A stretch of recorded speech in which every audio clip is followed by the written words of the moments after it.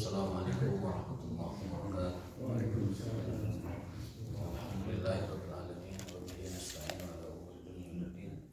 Asyhadu an la ilaha illallah wahdahu la syarika lahu wa asyhadu anna Muhammadan abduhu wa rasuluhu wa la nabiyya ba'dahu. Addal amanah wa ballagha risalah wa nasaha ummah wa jahada fillahi haqqa jihadih hatta atahul yaqin tarakana al mahjati bayna wa lailuha kanahariha la yazigu an illa Allahumma shalli wa sallim ala nabiyyina Sayyidil awwalin wal akhirin asrafil anbiya'i wal mursalin wa ala alihi wa sahbihi wa man sara ala nahjihi ila yaumiddin.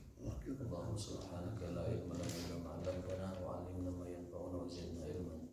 Allahumma rabbana atina fid dunya hasanah wa fil akhirati hasanah wa qina adzabannar. Amin ya rabbal alamin.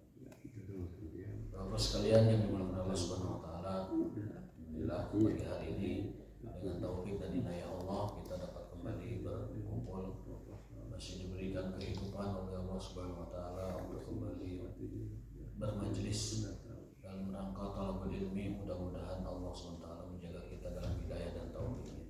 Amin ya rabbal alamin. Dan mudah-mudahan Allah menerima seluruh kebaikan dan ibadah kita. Amin. Hari ini kalau tidak salah kita masih surat Al-Balad bagian akhir atau surah Al-Fajr? Al-Balad bagian akhir. Dalam surat Al-Balad ini Allah Subhanahu wa taala kemarin kita bahas bahwa mengingatkan kita agar kita selamat dari kesulitan di akhirat, maka kita diperintahkan oleh Allah untuk menjaga yang beberapa hal berikut. Karena ayatnya falak tahamal aqabah. Sungguh setiap orang itu akan mendaki bukit yang sulit di neraka. Wa ma adraka mal aqabah. Tahukah kalian bukit itu apa? Nah, ini para ahli tafsir mengatakan bahwa al-aqabah itu adalah bukit yang ada di neraka jahanam. Yang mana tingkatan bukit itu tingginya itu 75 tingkatan. Jadi jahanam itu ada yang keraknya naik ke lantai pertama sampai ke 75 lantai. Jadi lega apa jahanam itu? Jahanam lega. Dan nanti seueur penduduk jahanam bisa itu akan diisi oleh manusia dan jin yang membangkang kepada Allah Subhanahu wa taala. Falak tahamal aqabah wa ma adraka mal aqabah. Nah, agar kita selamat dari neraka jahanam yang 75 lantai itu, 75 tingkat itu, maka Allah di sini memberikan jalan selamat. Yang pertama adalah fakku raqabah, dengan cara memerdekakan budak, memerdekakan hamba sahaya. Ini jalan pertama agar kita selamat dari falak tahamal aqabah wa ma adraka mal aqabah. La di situ bukan la nahiyah, bukan la nafiyah, tetapi la di situ lam taukid.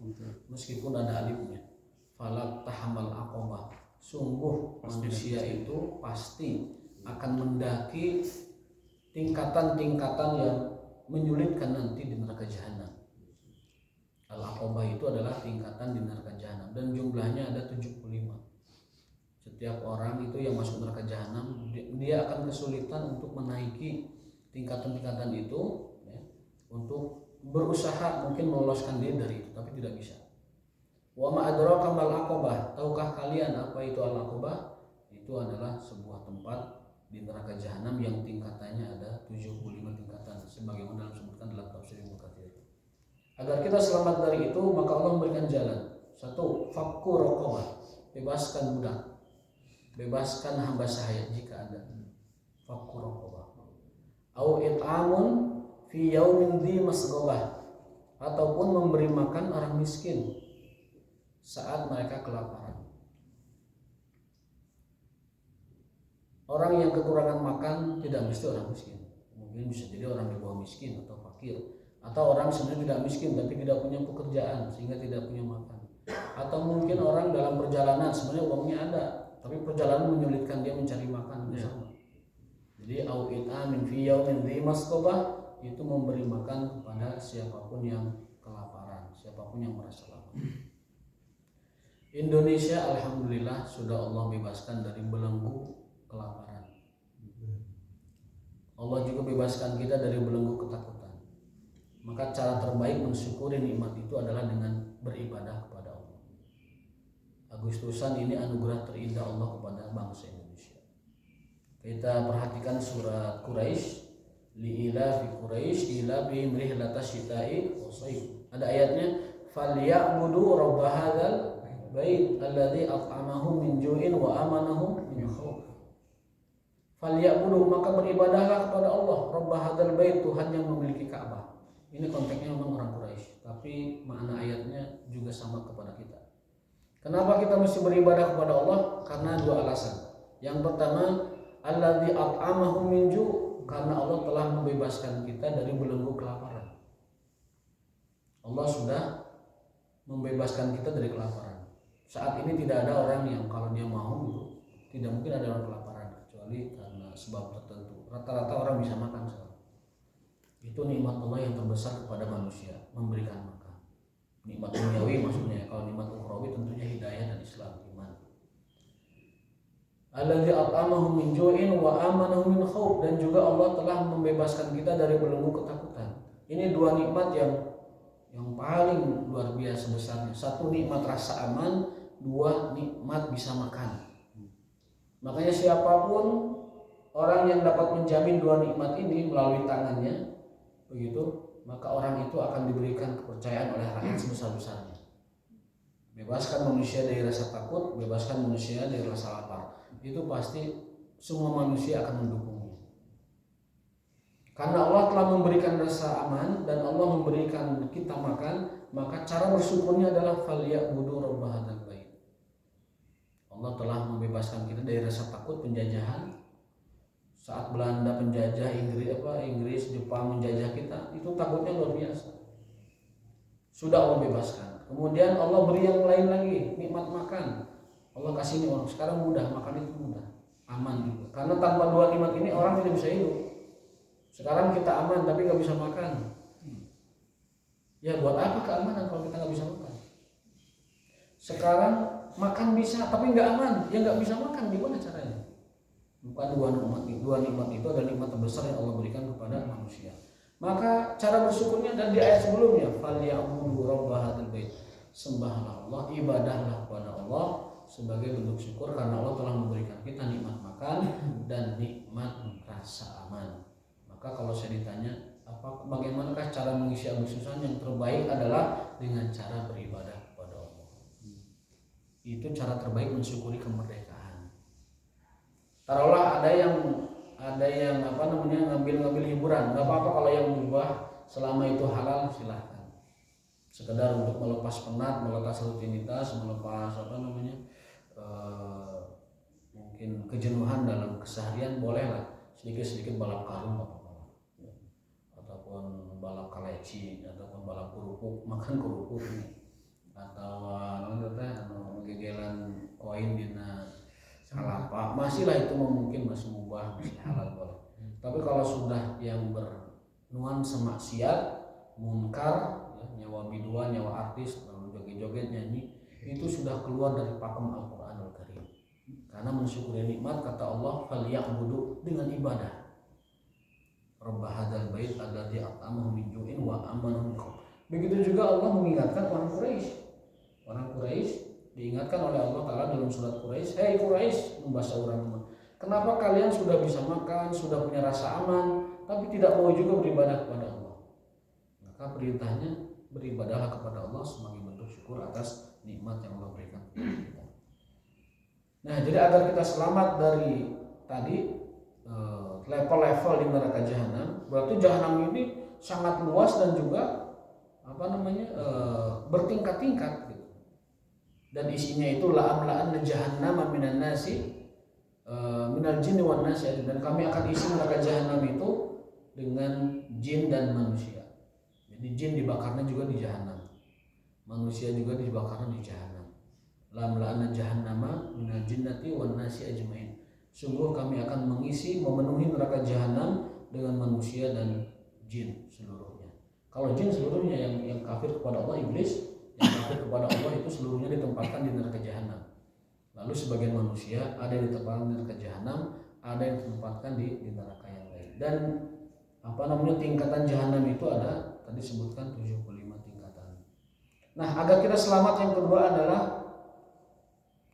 kedua it'amun fi yaumin dzi masghubah, memberi makan orang yang kelaparan. Yang ketiga agar kita selamat dari jahanam tadi, yatiman dza maqrabah, mengikram, memuliakan, menyantun anak yatim. Terutama dza maqrabah, yang memiliki kekerabatan. Terutama yang memiliki kekerabatan. Kemarin kita bahas mengurus anak yatim ada 3 tingkatan. Yang pertama yang ngurus anak yatim dengan cara buruk, yang kedua ngurus anak yatim dengan cara baik, yang ketiga ngurus anak yatim dengan cara lebih baik. Mengurus anak yatim dengan cara buruk tentunya itu akan dihukum oleh Allah SWT, karena kita mengambil jatah si yatim itu dosa besar. Dosa besar yatim itu ya. Memakan dari harta anak yatim dosa besar. Apalagi orang yang dipercaya untuk mengurusi mereka. Al-Quran memandu kita, kalau kita ngurus anak yatim, maka 2 kaidahnya. In kana ghaniyan falyasta'fif. Kalau dia merasa kaya, merasa mampu, maka janganlah sedikit pun ngambil dari harta si yatim itu. Ikut makan, nggak boleh.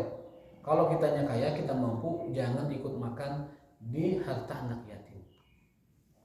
Wa in kana faqiran falyakul bil ma'ruf. Tapi kalau kitanya juga ribuh, kitanya juga miskin, tapi harus menyantuni anak yatim, maka falyasta'fif, makanlah sewajarnya, ikutlah sewajarnya.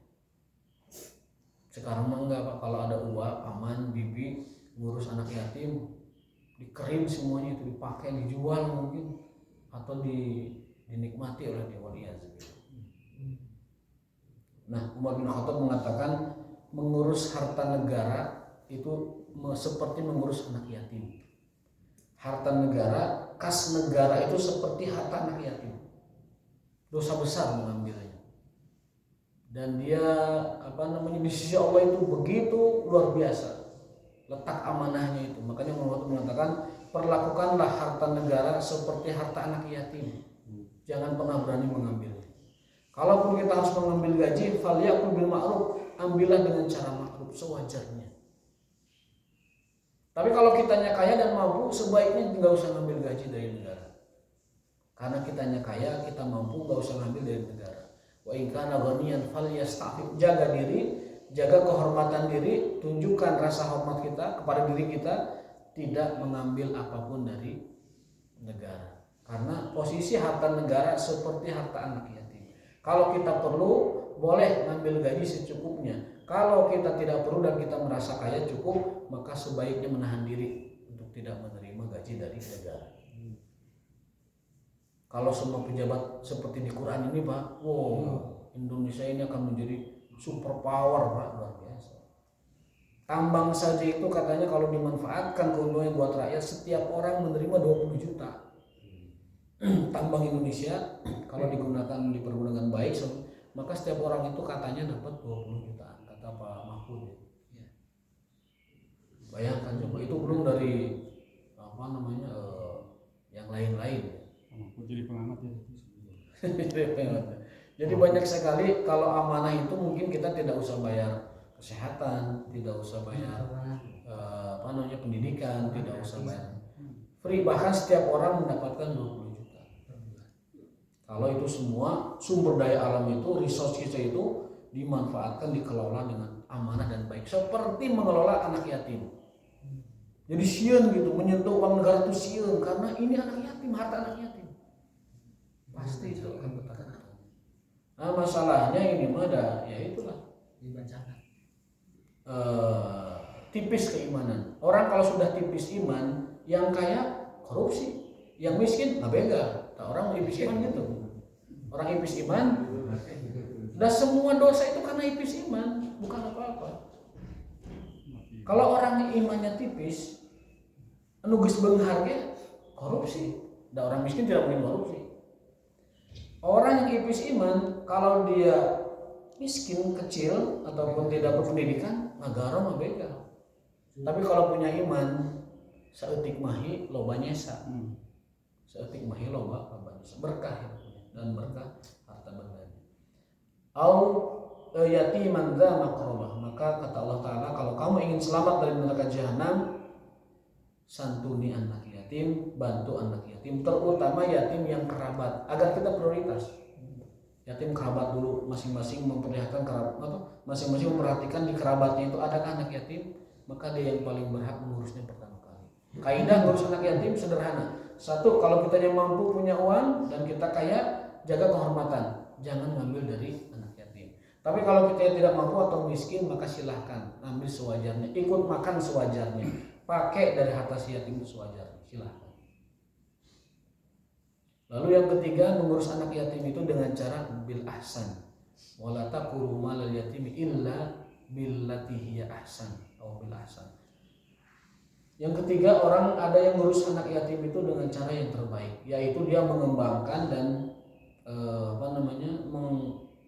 menginvestasikan, menggolangkan harta si yatim itu, sehingga nanti pada masanya si yatim itu balik, keuntungannya itu diberikan. Pokoknya dia kembalikan, lalu keuntungannya diberikan. Nah, ini punya kamu, Bapak sudah sudah golangkan uang ini, sok aja ambil keuntungannya buat kamu. Itu yang paling ahsan, billati hiya ahsan itu. Jadi ada yang sekedar ngurus saja, ngasih makan, tapi ada yang menggolangkan sampai si yatim itu punya untung. Tapi yang terburuk adalah bil batil, ya'kulu amwalan nasi bil batil, ya'kulu amwalal yatama bil batil, memakan harta si yatim dengan cara batil, dan itu adalah sebuah dosa yang sangat besar. Harta orang biasa dimakan haram, tapi harta si yatim lebih haram lagi, lebih haram lagi. Itu pesan Allah dalam surat Yatiman dza maqrabah au miskinan dza matrabah, agar kita selamat dari jahanam tadi, yaitu miskinan au miskinan dza matrabah, dengan cara kita membantu orang miskin dza matrabah, yang tidak punya, bahkan tempat pun terbuka, tempat pun dia tidak punya matrobah, tidak punya tempat, tidak punya tanah. Matrobah itu turun tanah. Kenapa disebut si yatim tidak punya tanah? Karena biasanya si yatim itu tinggalnya di tanah-tanah. Si miskin itu biasa tinggal di tanah-tanah. Maka orang yang miskinnya tidak punya tempat sama sekali, berarti kategori miskin yang parah, sampai tempat pun tidak punya, sampai tempat dia ngagoler saja di tanah itu yang nyaman dan selayaknya tidak punya, maka itu yang lebih prioritaskan untuk ditolong. Au miskinan dza matrabah. Kemudian berikutnya, agar kita selamat dari jahanam, satu, bebaskan budak, yang kedua mengurus yatim, yang ketiga memberi makan orang yang kelaparan, yang keempat menolong orang miskin, lalu yang kelima adalah sumakana minal ladzina amanu wa tawassaw bis sabri wa tawassaw bil marhamah, saling bernasihat, munasahah, saling bernasihat dalam kesabaran dan dalam kasih sayang. Ini yang dapat menolong kita dari ancaman neraka jahanam. Saling berkasih sayang, saling mengingatkan orang dengan kesabaran, saling bernasihat dengan kasih sayang. Karena apa? Irhamu man fil ardi yarhamkum man fis sama. Di antara bagian dari syariat kita adalah saling menasihati sesama kita dalam kasih sayang. Sampaikan hadis-hadis rahmat kepada orang-orang, sampaikan ayat-ayat rahmat kepada orang-orang, agar orang itu saling berkasih sayang. Irhamu man fil ardi yarhamkum man fis sama. Sayangi yang ada di bumi, nanti yang di langit sayang kepadamu. Itu kaidah. Irhamu man fil ardi yarhamka man fis sama, atau yarhamkum man fis sama. Irhamu man fil ardi, sayang yang di bumi, yarhamkum man fis sama, nanti yang di langit akan menyayangimu. Dalam hadis lain, itu hadis sahih, ar-ruhama yarhamuhumur rahman. Orang-orang yang pandai mengasihi sesamanya, maka Allah juga akan mengasihinya. Dalam hadis lain, man lam yarham saghirana wa lam yuwaqqir kabirana falaysa minna. Orang yang tidak dapat menyayangi yang lebih kecil dan tidak menghormati yang lebih tua, falaysa minna, dia bukan golongan kami. Itu dalam sekali Rasulullah SAW. Ya. Sayangi yang ada di bumi, nanti yang di langit menyayangimu. Kemudian barang siapa yang tidak bisa menyayangi yang lebih kecil, junior, dan tidak bisa menghormati yang lebih besar, senior, maka kata Nabi, falaysa minna, dia bukan golongan kami. Jadi senioritas dan junioritas itu dalam Islam ada, tetapi dalam kebaikan dan kasih sayang. Orang mah henteu Pak, gede leutik teh lain kasih sayang. iya nanti dimanfaatkan dengan negatif gitu. Saya tahu budak kene apal naon atau nu budak kakolot lah aki-aki bodorukan lah gitu. Jadi yang kecilnya tidak hormat, aki-aki nyebut bodorukan. Nu aki-aki juga sama ke anak kecil. Anak kemarin sore nyaho naon udah sudah gitu. Berarti ini tidak menjalankan wasiat Rasulullah. Kata Rasul, yang tidak mengasihi yang lebih kecil, yang tidak menghormati yang lebih dewasa, maka kata Nabi, falaisa minna, dia bukan golongan kami. Ini perlu jadi perhatian. Jadi 3 hadis rahmat ini menjadi motivasi kita. 1, irham man fil ard yarhamkum man fis sama. Sayangi yang di bumi, nanti yang di langit akan menyayangimu. Yang kedua, ar-ruhama yarhamhum rahman. Orang-orang yang biasa mengasihi menyayangi akan disayangi oleh Allah Subhanahu wa taala. Yang ketiga adalah barang siapa yang tidak bisa menyayangi yang kecil dan tidak menghormati yang lebih besar, maka dia bukan golongan kami. Bernasihat, berwasiat dalam kesabaran biasa. Yang sabarnya, sabarnya, Pak sabarnya biasa. Tapi berwasiat, bernasihat dalam kasih sayang, itu yang jarang. Kalau kita mengamalkan ayat ini, Masya Allah, masyarakat yang akan muncul itu masyarakat yang penuh dengan ashabul marhamah, atau disebutkan di sini sebagai watawasobil marhamah. Nanti mereka akan ulaika ashabul maimanah, jadi kelompok golongan kanan. Selain dia selamat dari tadi neraka jahanam yang tingkatannya ada 75, maka orang-orang tadi yang mengamalkan 5 poin tadi juga Allah kategorikan dalam ashabul maimanah, kelompok kanan. Jadi mau tidak mau Allah memang sudah bagi orang itu 2, kelompok kiri, kelompok kanan. Mau milih yang kiri, berarti kan itu jurusannya jahanam dan lain sebagainya. Mau ngambil kelompok kanan, jurusannya surga dan keindahan-keindahan kenikmatannya. Nah, yang mengamalkan tadi 1, fakur raqabah, bebaskan budak. Yang kedua, yatiman dza maqrabah, menyantuni yatim. Yang ketiga, it'am di yaumidzi masqabah, ngasih makan. Yang keempat, berwasiat dalam kesabaran. Yang kelima, berwasiat dalam kasih sayang. Ulaika ashabul maimanah, itulah kelompok golongan kanan. Artinya orang-orang yang akan menerima kitab catatan amal dari bagian kanan. Dan itulah orang-orang yang akan selamat nanti di akhirat. Kita ulang sedikit siapakah orang-orang yang selamat dari jahanam dan disebut Allah sebagai kelompok kanan, golongan kanan. 1, fakur raqabah, orang yang bebaskan budak. Yang kedua, it'amun fi yaumidzi masqabah, orang yang ngasih makan orang kelaparan. Yang ketiga, menyantuni anak yatim. Yang kelima, menolong orang miskin. Yang keenam, saling berwasiat dalam kesabaran dan kasih sayang. Itu 5 kunci agar kita diselamatkan dari jahanam dan agar kita dikelompokkan sebagai ashabul maimanah, golongan kanan. Walladzina kafaru bi ayatina hum ashabul masyamah, dan orang-orang kafir dengan ayat-ayat kami, kata Allah, merekalah ashabul masyamah, kelompok golongan kiri. Alaihim narun muqsadah, dan mereka nanti di akhirat itu akan digembok. Muqsadah itu digembok, dikurung, bahkan dia itu tidak bisa bernapas, tidak melihat matahari, gelap gulita, panas membara, kemudian dikunci di neraka jahanam itu, tidak bisa kemana-mana. Bahkan kakinya tuh tidak bisa napak Pak di neraka. Dulu disiksa di leok begitu dengan api yang panas itu, kalau tidak bisa mencari matahari atau melihat langit, ke bawah tidak bisa napak begitu, terus saja dibakar di jahanam itu. Tertutup, gelap, dikunci, digembok. Muqsadah itu digembok, kunci, tertutup, digarang begitu, tidak bisa napak. Itu yang paling sulit. Ada ayat napak-napak memerintah gitu, bisa napak, ini tuh bisa napak. Kakinya tidak akan napak ke dasar neraka, yang napak juga tidak akan kuat. Ke atas tidak bisa melihat matahari, dan bahkan ahli jahanam itu tidak pernah melihat langit selama-lamanya. Ahli jahanam, ashabul masyamah, tidak akan pernah melihat langit dan matahari. Dia akan berada dalam kegelapan selama-lamanya, dideang, digarang, dibelum selama-lamanya, terkunci, tergembok, tak bisa kemana-mana, tak bisa napak. Silakan baca dalam tafsir Ibnu Katsir. Gambarannya sangat mengerikan sekali. Bagi siapa itu?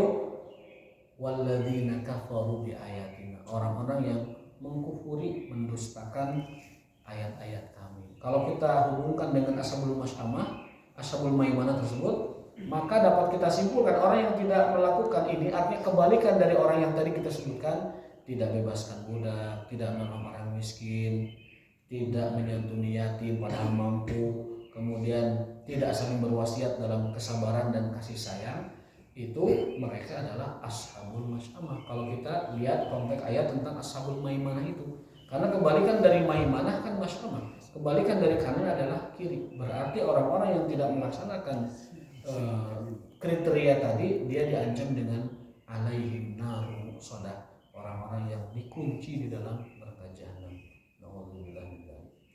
Itu akhir dari tafsir surat Al-Balad. Sebelum kita lanjutkan ke tafsir surat Al-Fajr, maka barangkali ditanyakan silakan. Yang masih perlu ditanyakan dalam surat Al-Balad terutama. Ini apa? Kriteria minimal supaya kita bebas dari neraka kan? Ya, Oh, makasih. terima kasih. Assalamualaikum warahmatullahi wabarakatuh. Waalaikumsalam warahmatullahi wabarakatuh.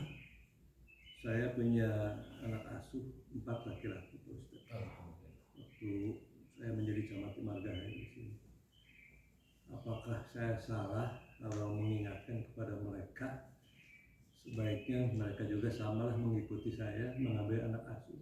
Karena anak asuh saya ini sekarang udah pada jadi, Pak Ustaz. Yang satu di pengusaha yang namanya Ustaz Sariman di Balikpapan, mungkin di YouTube ada. Terus juga ada yang sekarang lulusan Apmil, pangkatnya letkol, ada juga. Ada yang di Bank Indonesia juga, termasuk juga ada yang menjadi lurah di Cimahi. Saya mengingatkan, apakah saya salah? Cobalah kamu juga membantu orang-orang yang tidak mampu. Karena saya juga mengambilnya bukan anak yatim, tapi orang tidak mampu. Mereka punya potensi. Mereka tadinya orang-orang yang drop out lulusan SD yang udah saya ambil waktu jadi camat. Jadi yang saya ingin tanyakan, apakah saya salah kalau selalu mengingatkan untuk mengambil anak asuh? Itu saja mungkin, Pak. Terima kasih. Wassalamualaikum warahmatullahi wabarakatuh. Yang pertama tadi apa saja sebenarnya syarat utama kita ini terhindar dari neraka? Jawabannya ada di dalam ayat Allah Subhanahu wa taala. Saya lupa letak suratnya, kalau tidak salah Al-Ankabut ayat berapa? A'udzubillahi minasyaitonirrajim. Bismillahirrahmanirrahim. Man 'amila shalihan min dzakarin aw unsa wa huwa mu'minun falanuhyiyanahu hayatan thayyibah wa lanajziyanahum ajrahum bi ahsani ma kanu ya'malun. Barang siapa yang beramal soleh baik laki-laki maupun perempuan, berarti amal soleh laki-laki perempuan itu sama. Allah akan kasih 2 balasan. Satu, falanuhyiyanahu hayatan thayyibah. Allah akan memberikan kehidupan yang sentosa bagi dia di dunia. Walanajziyanahum ajrahum bi ahsani ma kanu ya'malun, dan kami akan diberikan dia balasan terbaik nanti di akhirat atas usaha mereka di dunia. Jadi kita selamat di akhirat itu kuncinya amal soleh. Kuncinya amal soleh. Intinya adalah amal soleh. Dan amal soleh terbesar adalah menjaga tauhid. Menjaga tauhid. Dalam hadis Mu'adz kemarin kita cerita, sahabat Mu'adz waktu masih kecil pernah dibonceng oleh Nabi SAW.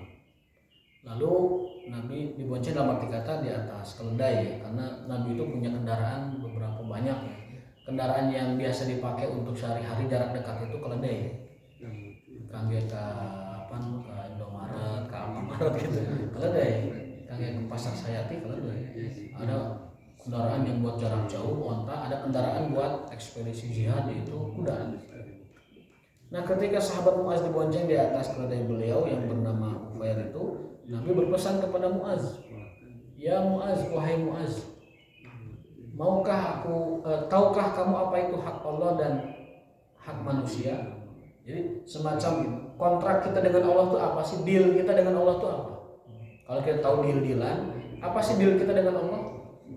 Nah, kata Rasulullah SAW, Muaz mengatakan hanya Allah dan Rasul yang tahu. Maka Rasul mengatakan hak Allah atas kamu itu Allah diibadahi, ditauhidkan, tidak disekutukan. Itu saja. Hak Allah itu cuma satu, tidak disekutukan dan diibadahi dengan benar. Nanti hak kita yang merupakan kewajiban Allah bagi kita adalah an yudkhiluhul jannah, dimasukkan ke dalam surga dan tidak disentuh oleh api neraka. Jadi deal perjanjian kita dengan Allah itu begitu. Kita masing-masing Allah dan kita itu punya hak dan kewajiban. Hak Allah itu diibadahi, tidak disekutukan, dan hak kita dimasukkan ke dalam surga, tidak disentuh oleh api neraka. Jadi sederhana sebenarnya. Asal kita pegang itu, maka kita tidak akan disentuh oleh api neraka. Menjaga tauhid kepada Allah dan tidak berbuat kemusyrikan. Masalahnya kadang ada orang yang memang punya iman, dia punya Islam, tetapi banyak maksiat kepada Allah. Nah, agar dia masuk surga nantinya dan dia masih banyak terikat dengan dosa, dibersihkan di neraka. Ada yang dibersihkan dengan syafaat Rasul, tadinya mau masuk neraka tidak jadi, disyafaati jadi masuk surga.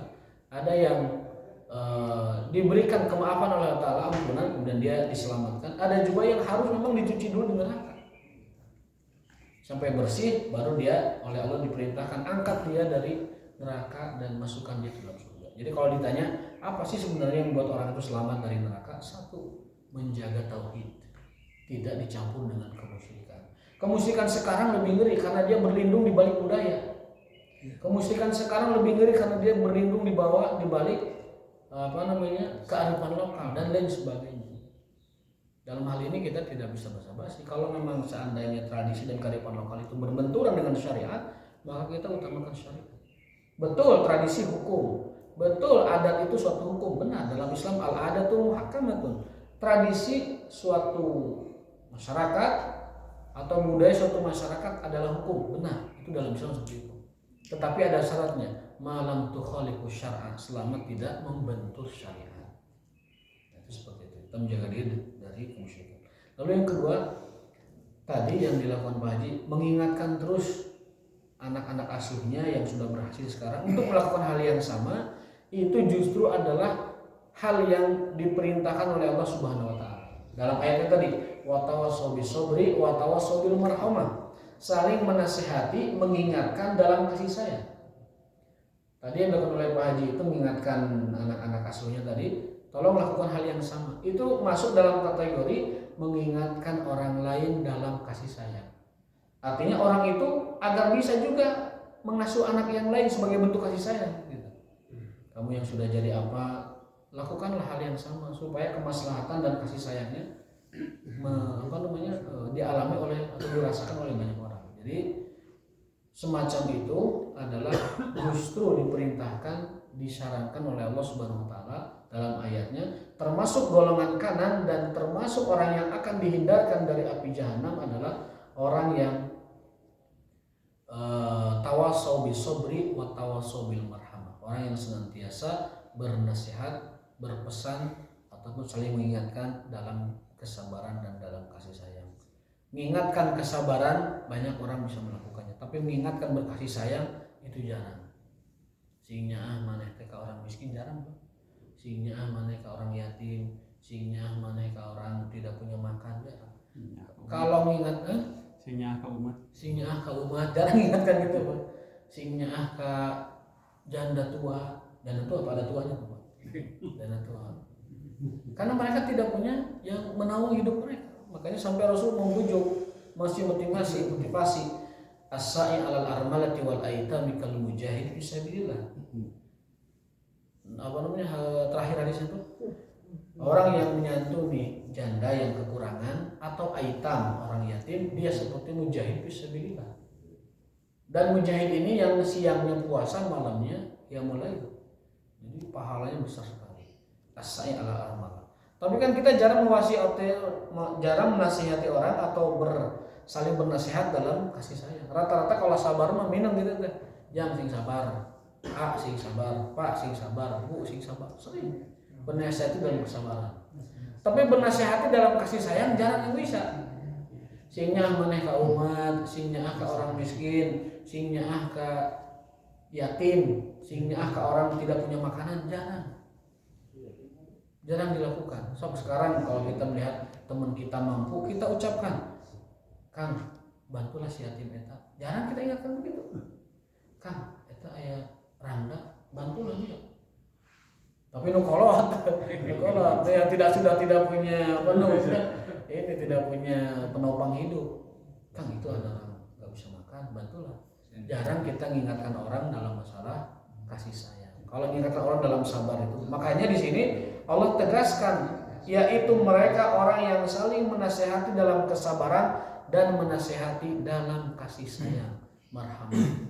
Dikhususkan marhamah, hikmahnya kata para ulama agar orang tidak fokus saling menasehati dalam kesabaran saja, tapi juga orang harus saling menasehati dalam kasih sayang.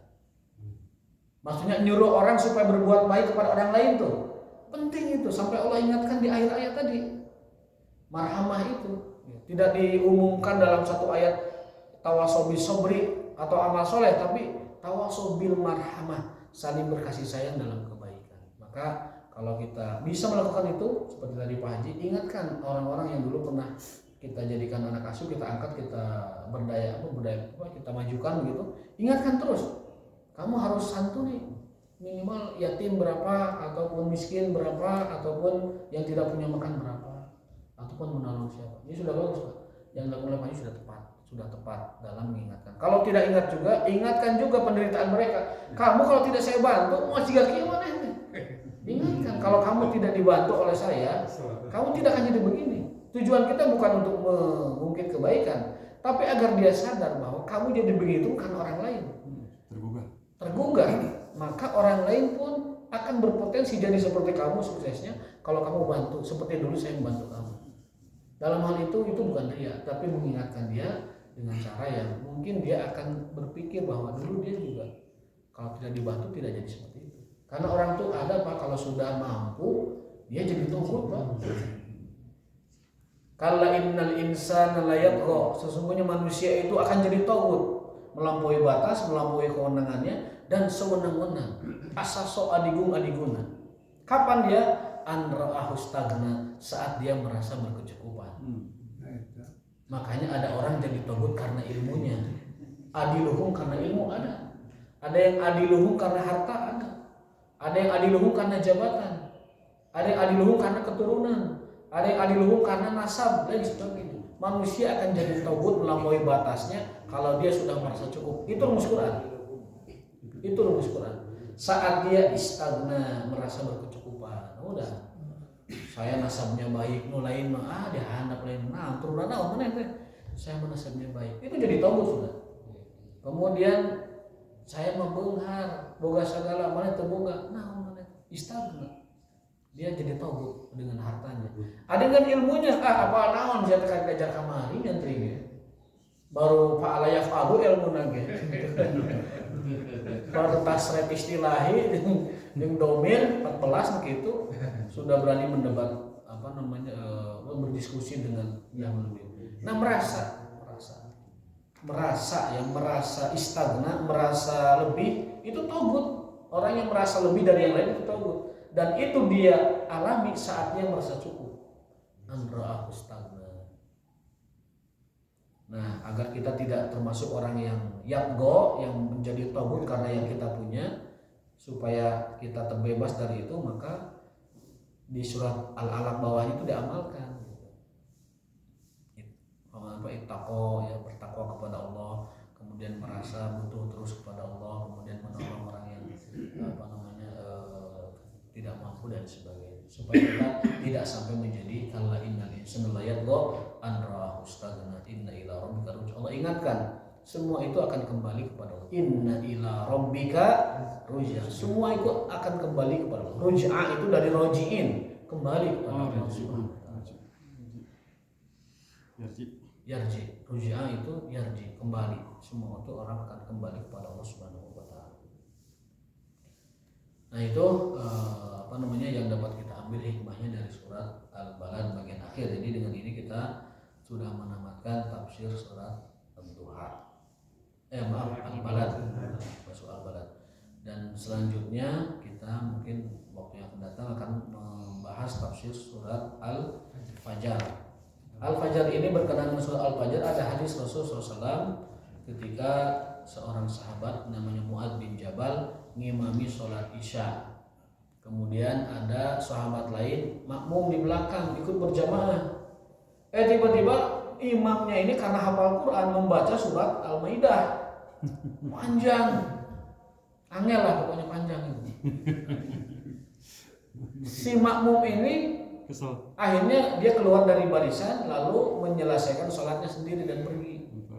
Dilaporkan kan jamaah teh aya nanti tukang laporan, biasalah jamaah juga kan tidak semuanya. Ininya ya coba lapor. Kang Muaz eta si bapak eta indit ke mana imaman tadi teh. Oh gitu saha si anu bejakeun ka Rasul, bejakeun ka Rasul. Bejakeun. Nah kata Rasul malah marahi Muaznya. Afattanun anta ya Muaz. Apakah kamu ingin membuat orang kabur dari masjid hai Muaz? Kamu salah. Isya itu cukup baca Al-Fajr, Ad-Duha, Asy-Syams, Al-Lail. Kalau mau panjang baca itu. Dalam hadis lain cukuplah baca Wattini wa Zaitun. Salat Isya. Loh ini bacanya Al-Maidah, ya kabur. Jamaah anak kabur tidak disalahkan oleh Nabi, tidak disalahkan. Keluar barisan, menyelesaikan sholat kabur. Dia ngasih para onta dulu, kemudian nyiram pohon kurmanya. Karena jadwal nyiram itu kalau tidak pada waktunya mungkin sumurnya gantian. Iya.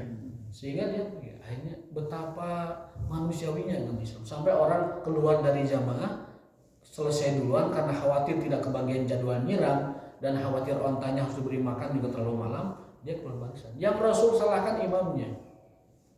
Kalau kamu Isya jangan baca Al-Maidah, baca Al-Fajr, surat pendek, tin ya, tidak terlalu panjang, supaya lebih bijaksana kepada manusia. Yang penting jangan buat bikin orang pundung dari masjid. Bahkan ku imam nu panjang sorangannya orang bisa pundung, kamu mau dibejakan gitu ya. Jadi itu menjaga hati orang supaya tidak pundung itu memang repot itu. Kita serba salah ya. Kita serba salah. Yang penting jangan sampai pundungnya tuh karena dia misalkan tidak suka sama imamnya panjang bacaannya. Tapi kalau dia tersinggung dengan hal lain ya gimana lagi ya, manusia perasaannya beda-beda. Wallahu ta'ala bishawab wa taufiq wa billah. Makanya besok kita lanjutkan dalam kajian Sahih Bukhari insyaallah. Subhanallah wa bihamdihi asyhadu an la ilaha illa anta astaghfiruka wa atubu ilaik. Assalamualaikum warahmatullahi wabarakatuh.